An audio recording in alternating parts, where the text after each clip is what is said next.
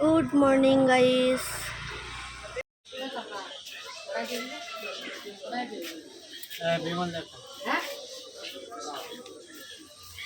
পয়সা নেই তো, আবার ওইদিকে আসছি তো, ঠিক আছে চলবে, সব চলবে।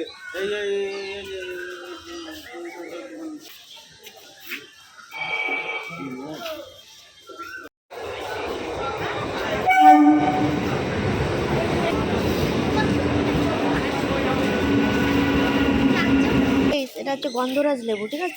এত সস্তায় মনে হয় লেবু আর কোথাও পাবা না, ঠাকুরনগর বলেই পাচ্ছ। এটা হচ্ছে প্যাকেট করা আছে 5 পিস করে, এখানে 5টা 10 টাকা, ঠিক আছে। এই হচ্ছে লেবুর সাইজ, দেখলে আর কি মন ভরে যাবে। এই যে আমি 2 প্যাকেট নিলাম, মানে এখানে 10 পিস লেবু আছে মাত্র 20 টাকা দিয়ে। ও কাকা, ডায়লগটা একটু বলো।